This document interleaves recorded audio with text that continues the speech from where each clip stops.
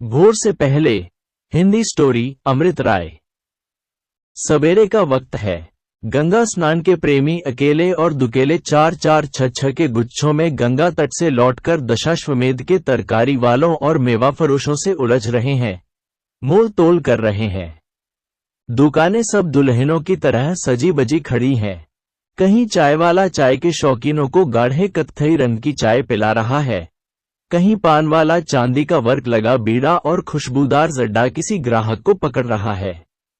एक जगह बंगला अखबारों वाला युगांतर और आनंद बाजार की हाँक लगा रहा है। सबके चेहरे पर, सबके कपड़ों में, सबकी बोली में अजब एक ताजगी है।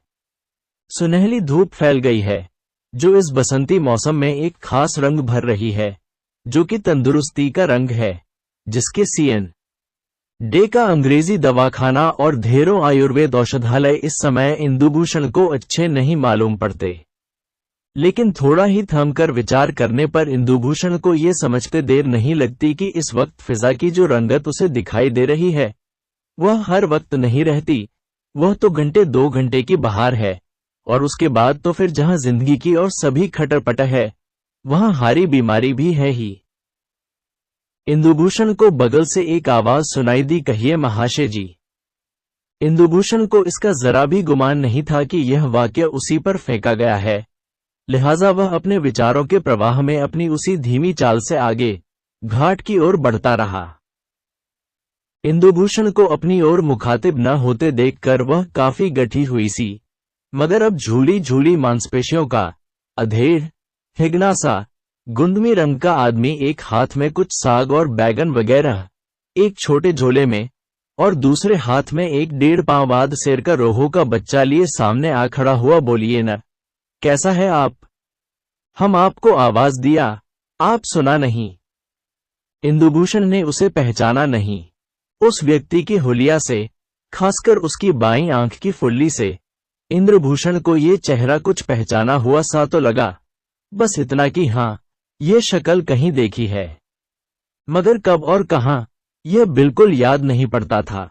इसी विस्मृति की रेखा को पढ़कर उस व्यक्ति ने इंद्रभूषण के कुछ भी कहने के पहले कुछ मुस्कुराकर अपनी झेंप मिटाते हुए कहा, आप हमको पहचाना नहीं? हम आपका पड़ोसी, आपका टोला में हमारा भी बाड़ी। अब इंदुभूषण को एक एक करके सभी बातें याद आ गईं। अभी उस रोज यही बंगाली बाबू तो उस छोर पर वाले मकान में आए हैं, अभी 7 दिन भी तो हुए न होंगे। ये और इनकी 3 लड़कियां। याद आ गया बंगाली बाबू, जरा देर लगी, माफ कीजिएगा, पहले कभी भेंट नहीं हुई थी इसी से। कहिए, घर में अच्छी तरह जम तो गए आप? घर अच्छा है न? बाहर से तो अच्छा लगता है। एक रकम भालो बाड़ी, हम लोग का परिवार भारुम नहीं, हाय। आपके साथ बस आपकी 3 कन्याएं हैं शायद? उत्तर में उस व्यक्ति ने अजीब ढंग से मुस्कुरा दिया और अपने अगल बगल देखकर कहा, हाँ मशाई, और कोई नहीं, दूसरा नहीं, मशाई। आपका नाम? इंदुभूषण। और आपका? बेनी माधव बोस। फिर जरा देर के बाद बंगाली बाबू बोले, हम सोचा आप हमारा पड़ोसी, आपसे हमारा आलाप नहीं होने से नहीं चलेगा, आप बुरा तो नहीं मान गया? दुबला पतला गोरा सा इंदु अभी तरुणाई की उस मंजिल में है, जब हर नौजवान के दिल में किसी तरुणी के निकट परिचय की भूख रहती है, जब उसे ऐसे किसी साथी की जरूरत होती है, जिसके साथ वह अपनी नई उम्र की उस अजीब, तंग करने वाली कसमसाहट को बांट सके। शायद इसीलिए बेनी माधव से मिलकर उसे मन ही मन कुछ गुदगुदी सी महसूस हुई। आते जाते उसने 2-3 बार उन लड़कियों को खिड़की में खड़े देखा था। इतवार का दिन था, सवेरे का वक्त। वह घर के सामने सहन में डेक चेयर डालकर लेटा एक कहानी की किताब पढ़ रहा था। अभी अभी उसने एक कहानी खत्म की थी और किताब बंद करके वैसे ही लेटा सूनी निगाहों से सामने की ओर देख रहा था। कहानी की नायिका ने संख्या खाकर आत्मघात कर लिया था और उसकी आंख के सामने उसी का उदास मुरझाया हुआ चेहरा घूम रहा था, और कान में उसी के आखिरी शब्द बज रहे थे, मैं जी नहीं सकी, इसलिए मर रही हूं। इंदु का नौजवान मन इस बात को समझ ही नहीं पा रहा था, उस लड़की ने संख्या क्यों खाई। संख्या खाना ही क्या उसके लिए अंतिम राह बची थी। क्यों मरी वह। उसने क्यों नहीं कहा मैं ऐसे समाज को लात मारती हूं। साहस। संख्या खाने का साहस था। उसका मन नायिका के आत्मघात पर विफल आक्रोश से भर रहा था। विफल आक्रोश इसलिए कि खुद उसके मन में ये कहीं पर यह चोर था कि समाज को लात मारने की बात कहना कितना आसान है, लात मारना उतना आसान नहीं है। अभी वह इसी कश्मकश में था कि बेनीमाधव बाबू फाटक में दाखिल हुए। वह धोती और मैली सी पूरी बाह की कमीज पहने, जो कभी सफेद रही होगी। किसी नए घर में पहले पहल दाखिल होते समय जो झिझक आदमी को होती है, वही झिझक बेनीमाधव बाबू को भी हो रही थी। फाटक खोलकर वह अंदर दाखिल हुए थे और आगे बढ़ने के पहले अपने इर्द गिर्द चौकन्ने खरहे की तरह देख रहे थे कि इंदुभूषण ने उठकर उनका स्वागत किया। आइए बंगाली बाबू, आज इधर कैसे भूल पड़े। बंगाली बाबू ने वहीं से कहा धन्यवाद। धन्यवाद, आप ठीक तो है। इंदु का स्वस्थ ताजा चेहरा बेनीमाधव बाबू के इस निरे शिष्टाचार वाले सवाल का सबसे अच्छा जवाब था। उन्हें कुर्सी देते हुए इंदु ने कहा जी मैं बिल्कुल ठीक हूं, आप अलबत्ता कुछ कमजोर दिखाई दे रहे हैं। बेनीमाधव बाबू ने कहा आपनी तजानन इंदु बाबू, आप तो जानता हमारा जिंदगी। जो बात हमारी सहानुभूति उभारने के लिए ही कही गई हो, उसे सुनकर सहानुभूति के दो शब्द न कहना मुश्किल होता है। इंदु ने कहा सचमुच बड़ी कठिन जिंदगी है आपकी। आपकी बड़ी लड़की की उम्र क्या होगी बंगाली बाबू। बेनीमाधव इस सवाल का आशय कुछ खास नहीं समझे, लेकिन इतना जरूर उनके मन में कौंधे की तरह चमक गया कि इस आदमी से आत्मीयता बढ़ाने के लिए इस मौके का इस्तेमाल होना चाहिए। बेनीमाधव बाबू ने अगल बगल देखकर दबे हुए स्वर में कहा, जैसे कोई गोपनीय बात कह रहे हो। जिस लड़की की बात आप कह रहा है इंदु बाबू, उसका उम्र 20 साल है। उसका नाम माधवी है। उससे छोटा जो लड़की है, उसका नाम पुतुल है। उसका उम्र 18 साल है। और हाशी, वो तो अभी बच्चा है। कहकर वह झेंप मिटाने जैसी हंसी हंसा, एक विचित्र खोखली हंसी। इंदु को इतने तफसीली जवाब की उम्मीद न थी। वह तो यूं ही उसने सहानुभूतिवश पूछ लिया था, ये समझकर कि शायद सयानी लड़की की शादी की चिंता में बंगाली बाबू घुले जा रहे हैं। और बंगाली बाबू थे कि वंश वृक्ष ही खोलकर बैठ गए। इंदु को उस चीज से कुछ उल्हन हुई, मगर उसने कुछ कहा नहीं। थोड़ी देर चुप बैठा उन्हें देखता रहा, फिर बोला अच्छा बंगाली बाबू, अब आज्ञा दीजिए, मुझे एक जगह जाना है। और कुर्सी पीछे को सरकाई। इंदु को उठता देखकर अब बंगाली बाबू को उलझन हुई। अभी तो बात का सिलसिला ठीक से जम भी नहीं पाया और यह आदमी उठकर चला जा रहा है। काम की बात अभी हुई ही नहीं, और जैसे शब्द मछली के कांटे की तरह गले में फंस रहे हों, उनके मुंह तक आकर रुक जाती थी। अपनी लड़कियों की चर्चा निकालने में भी उनका मकसद यही था कि यह जो मछली का कांटा उनके गले में फंस रहा था, उसे पानी के सहारे नीचे उतार दें। इतने में ही इंदु कुर्सी से उठ गया। उसकी देखा देखी बंगाली बाबू भी कुर्सी से उठ तो गए, मगर इंदु की नजर बचाते हुए दूसरी ही किसी तरफ देखते खड़े रहे। इंदु समझ गया कि बंगाली बाबू मुझसे कुछ कहना चाहते हैं जो कह नहीं पा रहे हैं। इंदु ने उन्हें सहारा देने की गर्ज से कहा, मेरे योग्य और कोई सेवा। बंगाली बाबू। डूबते को तिनके का सहारा मिला। कभी कभी बात को बगैर घुमाए फिराए सीधे साधे कह देना ही कुल मिलाकर आसान पड़ता है। कुछ यही सोचकर बंगाली बाबू ने अगल बगल देखकर कुछ सहमे से स्वर में कहा, आप हमको 10 रुपया देने सकेगा। आपके रुपया हम 1 सप्ताह किवा पनेरों में दिन में फेरोत दे देगा। आज हमारा भीषण तागे। इंदु ने कुछ कहा नहीं। अंदर से 10 रुपए का एक नोट लाकर बंगाली बाबू के हाथ में दे दिया और नमस्ते करके फौरन अंदर चला गया। उसको इस ख्याल से ही घुटन होती थी कि यह आदमी जो गर्ज का मारा मेरे पास आया है, इस 10 रुपट्टी को पाकर मेरे सामने खींचने पड़ेगा। लेकिन अंदर जाकर इंदु तत्काल फिर बाहर आया। वह चलते चलते बंगाली बाबू से कहना चाहता था कि वे अपनी लड़कियों को इस बात के लिए रोक दें कि खिड़की में बहुत न खड़ी रहा करें, क्योंकि शहरों में तो फिर आप जानते ही हैं। उसके बाहर आने तक बेनी माधव बाबू फाटक के बाहर हो चुके थे। उसने उन्हें पुकारना ठीक नहीं समझा। सोचा फिर कभी कह दूंगा। कई दिन बीत गए। गोधूली का समय था। इंदु कॉलेज से लौट रहा था। आज उसे लाइब्रेरी में बहुत देर लग गई थी। उसका घर पक्की डामर की सड़क से कोई 150 गज भीतर को हटकर है। जहां डामर की सड़क छोड़कर ऊबड़ खाबड़ कच्चे रास्ते में दाखिल होते हैं, ठीक वहीं बेनी माधव वाला पीला मकान है। पुतुल दरवाजे पर ही खड़ी थी। पुतुल ने उसे आवाज दी, इंदु बाबू। इंदु कुछ झिझकते हुए उसके पास गया। पुतुल ने हल्के से मुस्कुराकर कहा, इंदु बाबू, आप कभी हमारे घर नहीं आते। इंदु ने अपने मन में कहा, लगता है बंगाली बाबू ने मेरा पूरा परिचय अपने घर वालों को दे दिया है। यह बात उसे अच्छी भी लगी। इंदु ने कहा, जी, मौके की बात होती है।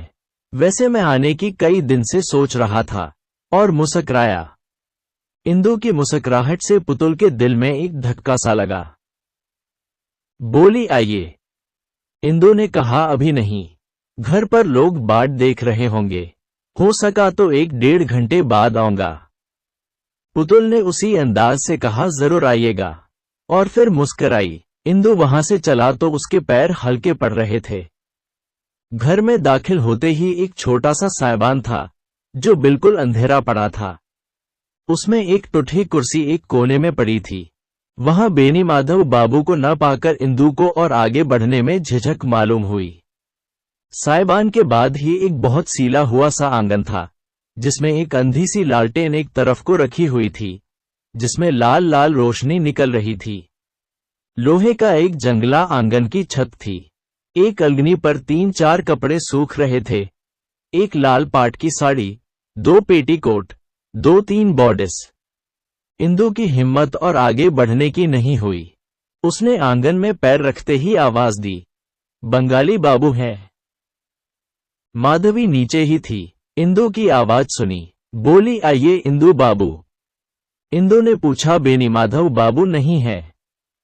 माधवी ने कहा, कहीं गए हैं, अभी लौट आएंगे, आप ऊपर चलिए। और पुतुल को आवाज दी, पुतुल, तोमर इंदु बाबू ऐसे चेन। आंगन की बातचीत सुनकर पुतुल खुद ही नीचे आ रही थी। बोली, चलिए इंदु बाबू। इंदु ने मुस्कुराहट से उसका जवाब दिया। फिर कहा, अच्छा, मैं फिर किसी रोज आऊंगा। और चलने को हुआ, लेकिन पुतुल ने आगे बढ़कर उसका हाथ पकड़ लिया और उसे अपनी तरफ खींचते हुए बोली, आप ऊपर चलिए ना इंदु बाबू, बाबा आते होंगे। इंदु के पैर अब भी आगे नहीं बढ़े। पुतुल ने रूठने के अंदाज में होंठ निकालते हुए कहा, आप इतना डरते क्यों हैं इंदु बाबू? आप तो पुरुष मानुष हाय, और हम तो लड़की, आप क्यों डरता? और एक प्रकार से खींचते हुए ऊपर ले चली। बाईं बगल से ही जीना था, सकरा सा। ऊपर जाकर इंदु ने देखा कि अगल बगल 2 कोठरियां हैं। दोनों में एक एक खाट पड़ी है और दोनों में एक एक धिबरी जल रही है। पुतुल ने कोठरी में दाखिल होते ही चटपट बिस्तर की चादर की शल दूर की और इंदु की ओर ताकते हुए कहा, आइए न इंदु बाबू, हिया डरने का कोई बात नहीं है। आप हिया बैठिए, बाबा अभी आएगा। थोड़ा उपेक्षा करने होगा। इंदु का मन बार बार हो रहा था कि उतरकर भाग जाए, लेकिन पैर जैसे बंध से गए थे। जाकर पुतुल के बिस्तर पर बैठ गया। उसका दिल जोरों से धड़क रहा था। पुतुल ने धिबरी स्टूल पर से हटाकर ताक पर रख दी और स्टूल वहीं पास ही खींचकर बैठ गई। 1-1.5 मिनट तक पूर्ण निस्तब्धता रही। फिर उसे भंग किया पुतुल ने, इंदु बाबू, आप बहुत बुरे हैं। और मुस्कुराई। इंदु का दिल जोर से धड़कने लगा। उसने कोई जवाब नहीं दिया और वैसे ही सिकुड़ा सिमटा बैठा रहा और फिर चंद लम्हों के लिए खामोशी छा गई। आपका ब्याह हुआ है इंदु बाबू? इस बेतुके सवाल का संदर्भ उसकी समझ में नहीं आया, लेकिन इसका जवाब आसान था। शायद इसी ख्याल से उसने कहा नहीं। पुतुल ने उसके जवाब में कहा च च च च च और मुस्कुराई। इंदु ने अपने मन में कहा, जरा इसे देखो तो कैसे कर रही है। मुझे निरा मिट्टी का लोंदा समझ लिया है इसने क्या। कैसी अजीब लड़की है।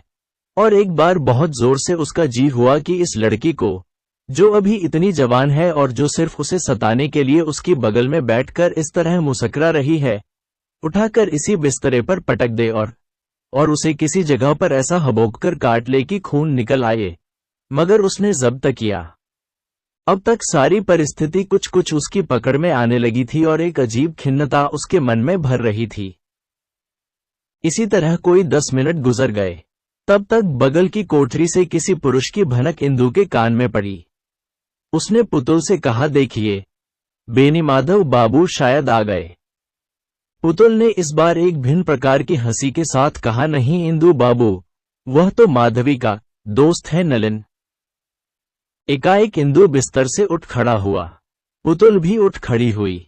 उसके चेहरे पर न जाने कैसी घबराहट लिखी हुई थी। जाइएगा, चले जाइएगा। अभी से क्यों? आप बाबा को 10 टाका दिया था ना? नहीं, नहीं, नहीं, पुतुल ने मना करने के अंदाज में कहा और अपने जलते हुए होंठ इंदु के होंठ पर रख दिए।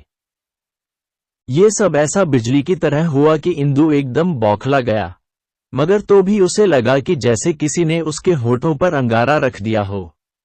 गुस्से से उनकी आंखें लाल हो गईं और नथने फड़कने लगे। उसने झटका देकर पुतुल को अलग किया और मजबूत हाथों से उसके कंधों को पकड़कर पूरी ताकत से उन्हें झकझोरते हुए भारी करख्त आवाज में चिल्लाकर कहा, हाँ दिए थे, दिए थे, इसी के लिए दिए थे। तुम उसे चुकता करोगी, तुम उसे चुकता करोगी, तुम उसे चुकता करोगी। कहते हुए उसने जोर से उसे धक्का दिया और पुतुल जाकर सीधी खाट की पाटी पर गिरी।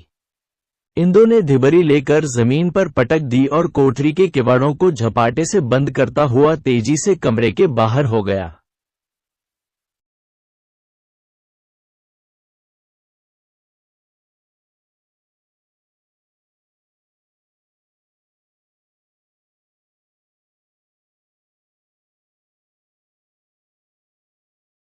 तो झपाटे से दरवाजे का बंद होना सुनकर माधवी अपनी कोठरी से निकलकर आई। इंदु चला जा रहा था और पुतुल पाटी से लगी लगी सिसक रही थी। उसके शरीर को भी चोट लगी थी, लेकिन उससे कहीं ज्यादा और असल चोट लगी थी उसके मन को, और वह चोट सिर्फ इतनी नहीं थी कि इंदु ने उसका अपमान किया है। माधवी ने पुतुल का हाथ पकड़कर उठाने की कोशिश करते हुए कहा, पागल हो गई है पुतुल। वह चला गया।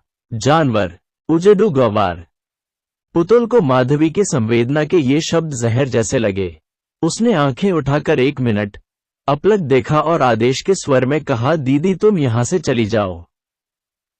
माधवी ने पुतुल की रोती हुई मगर कठोर आंखें देखीं और जरा देर को ठिठक गई।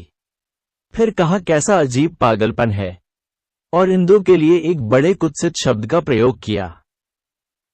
पुतुल की आंखों में सान पर चढ़ी हुई कटार की सी चमक आई और उसे नागिन की तरह फुफकार कर किचित चढ़े हुए स्वर में कहा, दीदी तुम इसी वक्त बाहर चली जाओ। माधवी, जरा इस बचपन को तो देखो। हूं।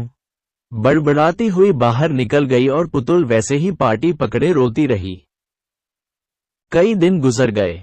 माधवी पुतुल को पूरे वक्त उदास और खिन्न देखकर बहुत परेशान रहती थी। बात यह थी कि माधवी से भी ज्यादा पुतुल के ही सहारे इस मकान की ईंट टिकी हुई थी और अब वही पुतुल आने जाने वालों की तरफ से उदासीन हो रही थी। माधवी को यह बात बुरी लगती थी और उसने 1-2 बार पुतुल को समझाने की भी कोशिश की, लेकिन पुतुल को तो जैसे माधवी की शक्ल से चिढ़ हो गई थी। हर बार जब माधवी उससे कुछ कहने की कोशिश करती, तब दोनों में अच्छी खासी जंग हो जाती। यहां तक कि एक रोज माधवी ने बड़े कुत्सित ढंग से कहा, हाँ, बहुत देखे हैं मैंने तुम्हारे इंदु बाबू जैसे अनेक देखे ची। नपुंसक, बड़ा ज्ञान देने चला है, ढोंगी। बड़ा ज्ञान देने चला है, इसके जवाब में पुतुल ने ऐसी भयानक आंखों से माधवी को देखा कि वह एक बार डर गई। पुतुल ने दांत पीस कर कहा, चुप माधवी। माधवी को पुतुल का स्वर सांप की फुफकार जैसा सुन पड़ा। माधवी का दिल भी कोई कड़वी जहरीले कांटे की तरह चुभने वाली बात कहने के लिए तिलमिला रहा था। उसने बड़े सादे अंदाज में, लेकिन अपनी बात में जहर भरकर कहा, अच्छा, तो अब आप सती सावित्री बनेंगी और आपके सत्यवान ओही उन्हीं, वह, जरूर जरूर, और बुरा भी क्या है, और ही करके हंसी। उस हंसी से पुतुल के रोंगटे खड़े हो गए और वह रो पड़ी। माधवी ने एकदम मर्म पर तीर मारा था। पुतुल रोती रोती ही भागकर अपनी कोठरी में गई और उसे अंदर से बंद कर अपने बिस्तर पर औंधे ही गिर पड़ी, और वैसे ही पड़ी न जाने कब तक उस मैली चादर को भिगोती रही। माधवी ने विद्रूप से जिस उन्हीं शब्द का प्रयोग इंदु बाबू के लिए किया था, वही उन्हीं असंख्य आकाश जुगनुओं की तरह उसके मन के आकाश में उड़ रहा था, जल रहा था और बुझ रहा था, और मन को अच्छा लग रहा था, पर उससे रोशनी बिल्कुल नहीं हो रही थी, उतनी भी नहीं जितनी की ताक में रखी हुई शीशे वाली दिबरी से, जिसे इंदु ने पटक कर फोड़ दिया था और जिसे सवेरा होते ही माधवी ने फिर मंगाकर रख दिया था। निराशा की उस काली घटा में जब जुगनू चमकते थे तो जूही के फूलों की तरह सुंदर दिख पड़ते थे, लेकिन फिर अंधेरा और भी घना हो जाता था। पुतुल ने उठकर धिबरी को भी बुझा दिया और फिर पढ़ रही। वह जितना ही इसके बारे में सोचती थी, उतना ही उसे अपनी जिंदगी एक दलदल के मानिंद नजर आती थी। सन 43 के उस बड़े अकाल के बाद उसके माँ बाप दोनों नहीं रहे थे और रिश्ते के इन मामा ने आगे आकर उसकी सरपरस्ती अख्तियार की थी। तभी से वह दलदल शुरू हुआ था और इस 2.5 साल में लगातार गहरा ही होता गया था। और अब क्या, अब कुछ नहीं हो सकता। और अनजान में ही एक सर्द आह उसके मुंह से निकल गई। मेरे जोर लगाने से क्या होगा, मैं जोर लगा भी सकूंगी, कहाँ है मेरे पास जोर? नहीं नहीं नहीं, कुछ नहीं है।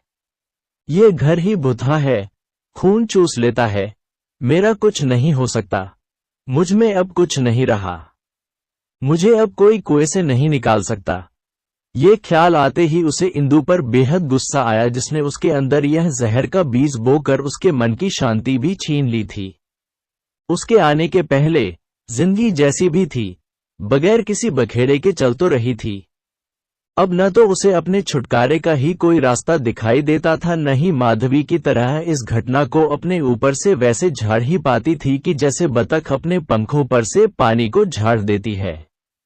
2 रोज उसने परिस्थिति से पूरा असहयोग किया, लेकिन फिर घर के वातावरण ने, घर की असली कुआं खोद और पानी पी वाली हालत ने, खुद उसके 2.5 साल के जीवन के दैनंदिनी अभ्यास ने, जो कि खून का हिस्सा बन जाता है, उसके ऊपर जीत पाई और वह फिर धीरे धीरे अपनी पुरानी जिंदगी पर लौट आई।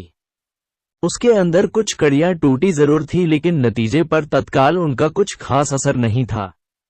पुतुल के मन पर यह चीज सांप की तरह कोड़ली मारकर बैठ गई थी कि वह दलदल में फंस चुकी है और अब उससे बाहर आने के लिए जितना ही हाथ पैर मारेगी उतना ही उसके भीतर और समा जाएगी। जाहिरा वह माधवी से पूरे पेचोताब से लड़ रही थी, लेकिन असलियत में वह अंदर ही अंदर उसके आगे हथियार डालती जा रही थी। पुतुल के पास से लौटकर उस रात इंदु को भी बड़ी देर तक नींद नहीं आई। रह रहकर उसे पेट में दर्द मालूम हो रहा था। एक अजीब तकलीफ थी, जिसमें गुस्सा और पछतावा दोनों मिला हुआ था। उस वक्त उसे बेपनाह गुस्सा आ गया था, सही, लेकिन अब तो ज्वार उतर गया था और अब उसे ख्याल सता रहा था कि मुझे लड़की के साथ ऐसा क्रूर नहीं होना चाहिए था। तुम्हें क्या मालूम कि कौन आदमी किस मजबूरी का शिकार है। बड़े पारसा बनने चले हो, सबको अच्छा खाने को मिले और अच्छी तरह रहने को मिले और मनमाफिक कपड़े पहनने को मिले तो सब ऐसे ही पारसा हो सकते हैं, मगर इसके बाद भी शरीर बेचना उसके नजदीक एक ऐसा गंदा काम था कि इसके लिए वह पुतुल को या माधवी को या बंगाली बाबू को माफ नहीं कर सकता था। और वह बड़ी कोशिश करने पर भी कोई 2 बजे तक नहीं सो पाया। उसके मन ने जो एक मूर्ति अपनी गढ़नी शुरू ही की थी, उसे हकीकत के पहले ही बेदर्द हथौड़े ने तोड़कर जमीन पर उसके पैरों के पास डाल दिया था। एक हल्की सी गुदगुदी जो थी, उसे किसी ने चाकू मार दिया था। एक कली जो सिर्फ कली थी, जिसमें अभी गंध न थी, उसे किसी ने चुटकी में लेकर मसल दिया था। इंदु को रह रहकर लगता कि उसे सांस लेने में तकलीफ हो रही है। उस दिन से इंदु ने उधर से निकलना ही छोड़ दिया। उसने अब अपना एक दूसरा ही रास्ता बना लिया था, जो कुछ लंबा जरूर पड़ता था लेकिन इंदु को पसंद था। अगर और किसी कारण से नहीं तो सिर्फ इसलिए कि उस पर बंगाली बाबू का घर नहीं पड़ता था और इस बात का डर नहीं था कि पुतुल सामने पड़ जाएगी या पुकार लेगी या बेनी माधव बाबू भटकते हुए सामने आकर खड़े हो जाएंगे और बड़ी सादगी से बोल पड़ेंगे, "शे दिन आप आया था, हम बाड़ी में नहीं था।" धीरे धीरे उस रात वाली घटना को महीने भर से ऊपर हो गया और इस बीच इंदु के दिल का घाव भी अब वैसा हरा न रहा और क्षोभ तो बिल्कुल ही मिट गया। उन लोगों के लिए इंदु के मन में अब केवल करुणा थी, लेकिन फिर उनके सामने जाने का साहस उसके अंदर न था। रात के 8 बजे होंगे। वह अपने कमरे में बैठा पढ़ रहा था। किसी ने दरवाजे पर हल्के से, जैसे डरते डरते, दस्तक दी। इंदु ने दरवाजा खोला। पुतुल सामने खड़ी थी। "पुतुल!" इंदु ठिठक गया। वह पुतुल की निगाहों से अपने आप को ऐसे बचा रहा था जैसे कोई अपने किसी जख्म को रगड़ लगने से बचाए। पुतुल ने मुस्कुराकर कहा, "नमस्कार इंदु बाबू।" इंदु ने उसके नमस्कार का उत्तर देते हुए देखा कि आज पुतुल की मुस्कुराहट में एक नया ही, कुछ कातर सा भाव है। विद्रूप की तो बात ही अलग है, उसमें चपलता भी नहीं है। पुतुल ने कहा, "इंदु बाबू, मैं आपसे माफी मांगने आई हूं।" इंदु ने कहा, "माफी? मुझसे किस बात की?" पुतुल ने कुछ कांपते हुए स्वर में कहा, "नहीं इंदु बाबू, ऐसा न कहिए, मैंने खूब सोचा है, आपने ठीक किया था।" इंदु ने कहा, "उस बात को मत छेड़ो, मैं स्वयं।" पुतुल ने बात काटते हुए कहा, "कैसे नहीं इंदु बाबू, मैं कैसे भूल जाऊं?" फिर 3-4 मिनट तक कोई कुछ नहीं बोला। वह पुतुल ने ही उस मौन को तोड़ा। "आप मुझे एक भीख देंगे इंदु बाबू?" इंदु की समझ में कुछ नहीं आया। वह एक और को नजर फेरे चुपचाप बैठा रहा। अपनी जगह पर उसे डर भी लग रहा था कि घरवाले अगर कहीं देख लेंगे तो क्या कहेंगे। तभी उसके कान में पुतुल के शब्द पड़े, "आप मेरी हाशी को बचा लीजिए, मेरी हाशी को बचा लीजिए इंदु बाबू, आप ही उसे बचा सकते हैं। वह अभी बच्ची है, अभी उस पर पाप की छाया नहीं पड़ी है, उसे नरक कुंड से निकाल लीजिए इंदु बाबू।" पुतुल ऐसी जल्दी जल्दी बोल रही थी कि जैसे कोई बीच में उसका गला घोंट देगा। बात खत्म करते करते पुतुल की आंखों में झर झर झर झर आंसू बहने लगे। इंदु का मन भी आर्द्र हो आया और एक बार बड़े जोर से उसका जी हुआ कि आगे बढ़कर पुतुल को अपनी बाहों में लेकर उसके बकुल सुगंधित बालों में हाथ फेरे और पुचकार कर कहे, "चुप चुप, रोते नहीं पगली, लोग देखेंगे तो क्या कहेंगे। लो, ये पानी लो मेरे हाथ से और मुंह धो डालो। घबराओ मत, सब ठीक हो जाएगा। हाशी जैसे तेरी बहन वैसे मेरी बहन।" ये सारे शब्द उसके अंतस में बने और वह पुतुल की ओर एक डग बढ़ा भी, मगर रुक गया। झाड़ियां, चट्टानें, संस्कार, इंदु का मोह न खुला। उस क्षण पुतुल का रोम रोम सहारा मांग रहा था, मगर हाय वह सहारा न आया न आया न आया। उन 2-4 क्षणों में पंचांग ने न जाने कितनी शताब्दियां पलट डाली और आखिरकार पुतुल रोते रोते ही दरवाजे की ओर मुड़ी और बुझती हुई दीपशिखा की तरह भभक कर बोली, "जाने दीजिए इंदु बाबू, भूल जाइए कि मैं कभी आई थी।" इंदु सिर झुकाए खड़ा रहा और पुतुल जिस अंधेरे से आई थी, फिर उसी अंधेरे में लौट गई। इन 10 बरसों में मेरी जिंदगी ने अनेक उतार चढ़ाव देखे हैं, मगर आज भी पुतुल मेरे दिल में रह रहकर चिलक उठती है, क्योंकि आज आपको बतलाता हूं, वह कमजोर नपुंसक इंदु मैं ही हूं।